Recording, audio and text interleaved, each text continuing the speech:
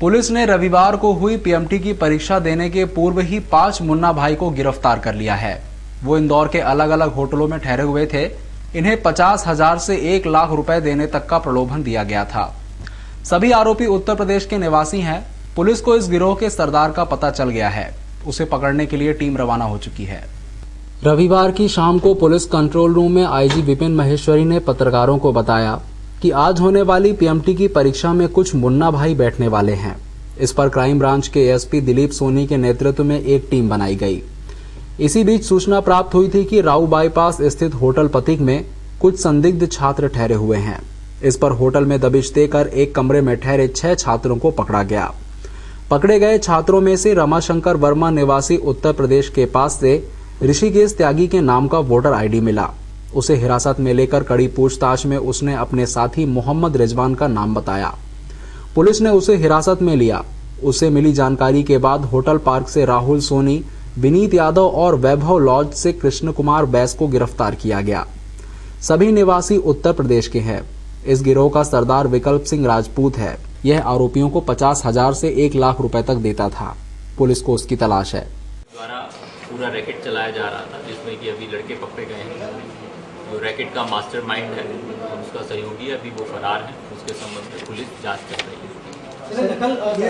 एक मिनट चल रही है, उनके बारे में पता किया जा रहा है। सर, मास्टरमाइंड की पहचान हो गई है या संदेह है? नहीं, बिल्कुल हमारे को मालूम है। सर, पुलिस ने कितने स्थानों पर छापे मार के इन लोगों को हिरासत में लिया है?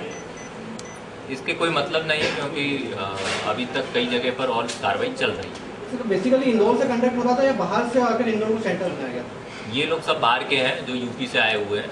जो मास्टरमाइंड है वो इंदौर भी रहता था, दूसरी जगह भी रहता था। सर, इसमें जो डॉक्टर का नाम सामने आ रहा है वो इंदौर का है या इंदौर से बाहर का है? जैसा मैंने बताया कि वो कई जगह पर रहता है, उसका एक मकान यहाँ भी। सर, पूर्व में भी इस तरह के लोग पकड़ाए गए, तो क्या इंदौर को एक बेस पॉइंट बना रखा है इन्होंने इस तरह से भी लगातार? नहीं, तो आपका जो पूर्व में दूसरी जगह के पकड़े गए हैं, तो क्या उसको? खजराना के गांधीग्राम बडला में शनिवार की रात 12 बजे के आसपास सिकंदर नामक युवक की चाकुओं से गोदकर हत्या कर दी गई। पुलिस आरोपियों की तलाश में जुट गई है। खजराना थाने में पदस्थ एसआई एसएन त्रिपाठी ने बताया कि कल रात 12 बजे के आसपास गांधीग्राम बडला में सिकंदर खान नामक एक मैजिक चालक की चाकुओं से गोदकर हत्या कर दी गई। इस मामले में बबला नामक युवक की तलाश है। उसे शंका थी कि सिकंदर पुलिस का मुखबिर है। आरोपी नशे के कारोबार में लिप्त था।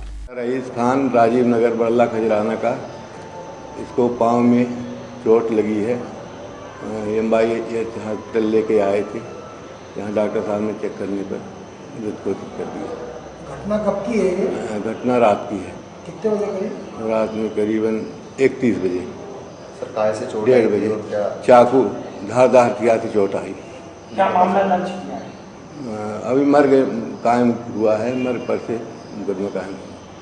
पता चला कि सर किसने मारा और क्या विवाद था इनके बीच में? सिकंदर के पिता का कहना था कि सिकंदर को कल शाम पंडरीनाथ पुलिस पकड़कर ले गई। उसे पूछताछ के बाद रात 12:30 बजे छोड़ दिया गया। इस दौरान घर आते समय आरोपियों ने उसकी चाकुओं से गोदकर हत्या कर दी।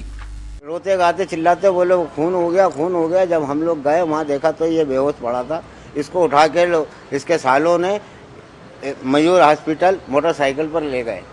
वहाँ मयूर हॉस्पिटल गए तो वहाँ से उन्होंने यहाँ एमवाई पहुँचा दिया।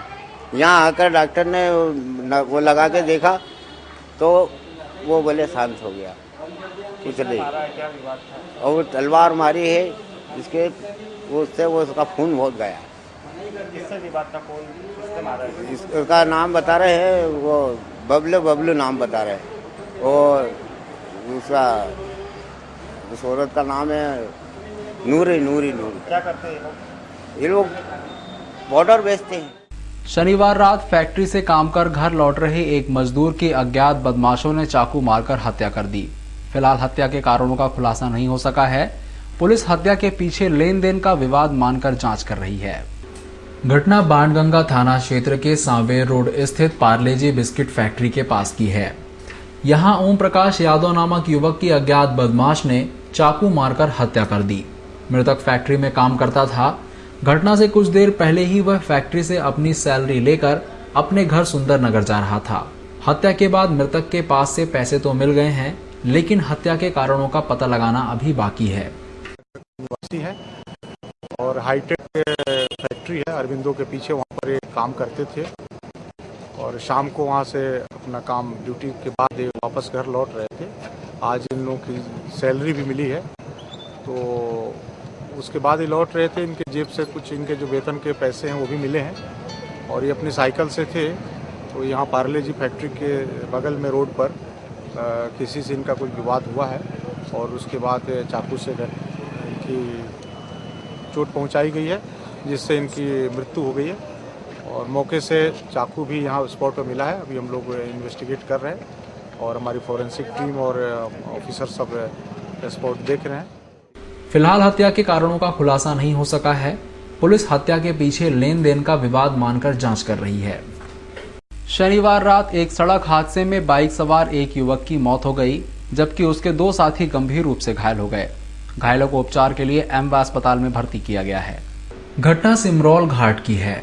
बाइक से रमेश और उसके साथ लखन व नितिन इंदौर की तरफ जा रहे थे, तभी इनकी गाड़ी असंतुलित हो गई और तीनों गिर गए। हादसे में रमेश की तो मौके पर ही मौत हो गई, जबकि उसके 2 साथी लखन और नितिन गंभीर रूप से घायल हो गए। दोनों को 108 एम्बुलेंस की मदद से उपचार के लिए पहले महू के मध्य भारत अस्पताल और बाद में एमवाय अस्पताल लाया गया, जहां दोनों की हालत गंभीर बताई जा रही है। छत्तीसगढ़ के पूर्व मुख्यमंत्री और कांग्रेस के राष्ट्रीय प्रवक्ता अजीत जोगी ने रविवार शाम को इंदौर प्रेस क्लब में पत्रकारों से चर्चा करते हुए कहा कि नक्सली समस्या 3 मुद्दों से हल हो सकती है। साथ ही छत्तीसगढ़ में कांग्रेस बहुमत से सरकार बनाएगी। रविवार की शाम को छत्तीसगढ़ के पूर्व मुख्यमंत्री और कांग्रेस के राष्ट्रीय प्रवक्ता अजीत जोगी ने इंदौर प्रेस क्लब में प्रेस से मिलिए कार्यक्रम में पत्रकारों से चर्चा करते हुए इंदौर की मीडिया को देश का सशक्त मीडिया बताया। नक्सली हमले में मारे गए कांग्रेस के वरिष्ठ नेताओं को खोने का दुख जताया। कांग्रेस में गांधी जी, इंदिरा गांधी और राजीव गांधी की हत्या के बाद कांग्रेस में नई ऊर्जा आती है। इसके चलते छत्तीसगढ़ में इस चुनाव में कांग्रेस प्रचंड बहुमत से सरकार बनाएगी। प्रदेश के वित्त मंत्री राघव जी के बारे में उनका कहना था कि उनके द्वारा किए गए कार्य से भाजपा के साथ साथ कांग्रेस भी दुखी है। उन्होंने कहा कि नक्सलवाद से निपटने के लिए आर्थिक, सामाजिक, राजनीतिक और कानून व्यवस्था का पालन ठीक से होने पर ही इस समस्या से निपटा जा सकता है। मोदी और भाजपा पर कटाक्ष करते हुए उन्होंने कहा कि राम मंदिर का मुद्दा पुराना हो गया, उन्हें नए मुद्दे खोजना होगा। नक्सली घटना में मेरे ऊपर उंगली उठाने वाले भाजपा नेताओं पर मैंने मानहानि का दावा ठोक दिया है। छत्तीसगढ़ की राजनीतिक स्थिति आप सब जानते हैं, एक बड़े ही गहरे आघात और एक बड़ी ही हृदय को गहरा देने वाली घटना के बाद पूरा परिदृश्य नया सा लगता है। माओवादियों के हमले में कांग्रेस ने अपनी अग्रिम पंक्ति के राजनेताओं को, अच्छे कार्यकर्ताओं को, जिनकी संख्या लगभग 25 है, खोया है। 25 लोग कांग्रेस के वे लोग जो कांग्रेस का संचालन कर रहे थे, अब हमारे बीच में नहीं है। तो एक बड़ी रिक्तता आई है और उस रिक्तता के साथ एक नई चुनौती का सामना करने का साहस भी छत्तीसगढ़ के कांग्रेस जनों में आया है। जैसा हमेशा होता आया है कांग्रेस के इतिहास में, बापू की हत्या हुई, इंदिरा जी की हत्या हुई, राजीव जी की हत्या हुई, ये बहुत गहरे आघात थे। पर हर आघात के बाद कांग्रेस नए जोश के साथ, नए उत्साह के साथ, नई स्फूर्ति के साथ, नए संकल्प के साथ उभर कर सामने आई और उसी की पुनरावृत्ति हम छत्तीसगढ़ में करेंगे। इस रिक्तता की पूर्ति तो नहीं होगी, पर हमारे संकल्प की पूर्ति होगी। छत्तीसगढ़ के कांग्रेस जनों ने संकल्प किया है कि इस चुनाव में हम प्रचंड बहुमत से अपनी सरकार बनाएंगे।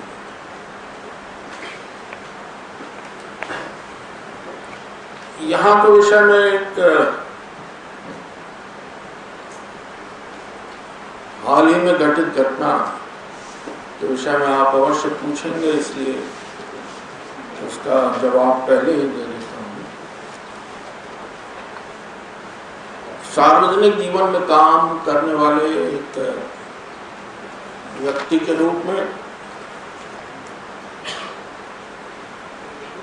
जो कुछ मध्य प्रदेश और छत्तीसगढ़ में इस बार कांग्रेस प्रचंड बहुमत से विजयी होगा, यह कहना है इंदौर आए छत्तीसगढ़ के पूर्व मुख्यमंत्री अजीत जोगी का। जोगी ने राघव जी मामले की भी निंदा करते हुए घटना को चिंताजनक बताया है। अजीत जोगी ने वित्त मंत्री राघव जी पर उनके नौकर द्वारा लगाए गए आरोपों को चिंताजनक बताया। जोगी का कहना था कि यदि उच्च पदों पर बैठे लोग इस तरह के काम करेंगे तो उनकी जितनी निंदा की जाए वह कम है। जिस तरह राघव जी का इस्तीफा मुख्यमंत्री को लेना पड़ा, उससे साफ है कि भाजपा के राजनीति का स्तर काफी गिर गया है। परिवर्तन यात्रा में नक्सली हमले की जांच को लेकर जोगी ने कहा कि पूरे मामले की जांच एनआईए और राज्य सरकार की न्यायिक आयोग कर रही है। एनआईए जल्द ही जांच रिपोर्ट दे देगा, जबकि न्यायिक आयोग को करीब 2 से 3 साल लगेंगे। इसलिए कांग्रेस एनआईए से ही जांच करवाने के पक्ष में थी। जोगी ने कहा कि कांग्रेस की स्थिति इस बार काफी मजबूत है और इस बार कांग्रेस को मध्य प्रदेश और छत्तीसगढ़ में प्रचंड बहुमत मिलेगा। पार्टी में जारी गुटबाजी को लेकर जोगी ने कहा कि गुटबाजी हर जिंदा पार्टी में होती है और गुटबाजी भारत ही नहीं, अमेरिका और दूसरे देशों में भी होती है। जब जोगी से उनके हमेशा चर्चा में रहने पर सवाल किया गया तो उनका कहना था कि सक्रिय व्यक्ति हमेशा चर्चा में ही रहता है। दृष्टिया अब सबके दिमाग में, सबके मस्तिष्क में, दिल में ये बात बैठ गई है कि बहुत नीचे स्तर तक राजनीति, विशेषकर भाजपा की राजनीति गिर चुकी है। छत्तीसगढ़ में हमला हो गया, जांच सर कहां तक पहुंची? 2 तरह की जांच हो रही है। एक तो एनआईए कर रही है, नेशनल इन्वेस्टिगेटिंग एजेंसी, और एक जो राज्य सरकार ने आयोग बनाया है, न्यायिक आयोग, वो भी जांच कर रहा है। और एनआईए की जांच तो जल्दी हो जाएगी, क्योंकि वो उसी तरह की जांच है जैसे पुलिस करती है, उसी तरह की जांच है। पर न्यायिक आयोग की जांच में हमेशा बहुत लंबा समय लगता है, और इसीलिए हम लोग नहीं चाहते थे कि न्यायिक आयोग की जांच में इसको उलझा के 3 साल 4 साल टाल दिया जाए। और यही कारण है कि कांग्रेस ने चाहा और फिर मुख्यमंत्री को मजबूर होकर स्वीकार करना पड़ा कि एनआईए की जांच भी उसके समानांतर चलेगी। मध्य प्रदेश तो चुनाव पर सब घटनाओं का क्या प्रभाव पड़ेगा? सब घटनाओं का प्रभाव पड़ रहा है, और इस बार मध्य प्रदेश में और छत्तीसगढ़ में कांग्रेस बहुमत से नहीं, प्रचंड बहुमत से जीत कर आएगी।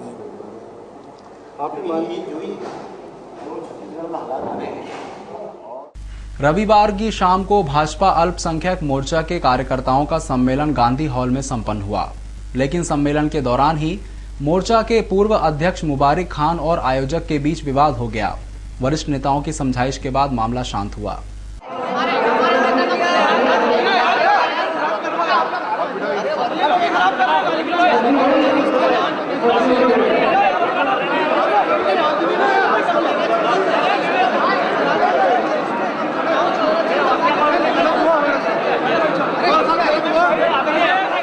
सांवेर के गणेश पिपलिया थाने की पुलिस पीड़ित परिवार की मदद करने और बलात्कार के आरोपियों को पकड़ने के बजाय आरोपियों का ही साथ दे रही है।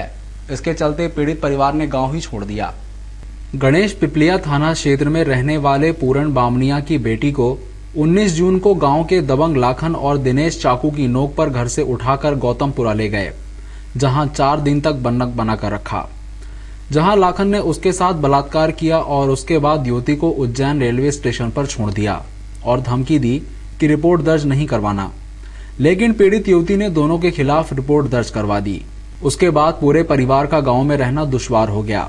वे गांव छोड़कर इंदौर आ गए, जहां पीड़ित युवती और उसके पिता ने मीडिया को बताया, चिल्लाना मत बोले तो जान से मार डालो, चिल्लाया उनकी वजह से धमकी देके वो मेरे को घर से बाहर निकाला, ऊपर चढ़ा गए और गाड़ी बिठा के कोतकपुरा ले गए। वहाँ पे 4 दिन रखा मेरे को। फिर वहाँ से मेरे को वापस गाड़ी बिठा के उज्जैन छोड़ दिया।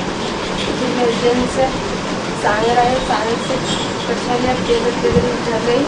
फिर पापा मिल गए तो फिर गाड़ी पे के घर गए, घर पे सब बात बताई पापा को, मम्मी को। फिर खाने गए और वहाँ पे रिपोर्ट लिखाया। क्या 4 दिन तक उन्होंने बंदा बना के रखा था, क्या गया आपके बंद बना था। और क्या कुछ करा आपके साथ?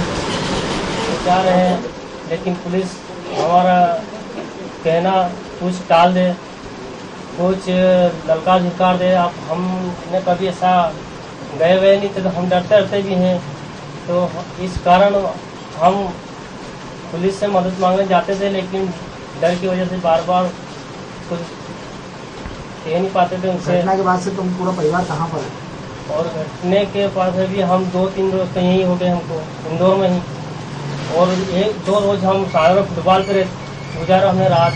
डर लग रहा है, वो धमकी दे रहे हैं, कोई लाठी लाता है, कोई तलवार ला रहा है। तो उनकी गाली गलौज सुन के हम डर धमक के कारण इधर उधर भाग गए। क्या धमका है कि गांव में घुसेंगे तो क्या करेंगे? गांव में घुसेंगे तो तुम्हारा हाथ पांव तोड़ देंगे, काट देंगे, यहाँ पे रहने नहीं देंगे।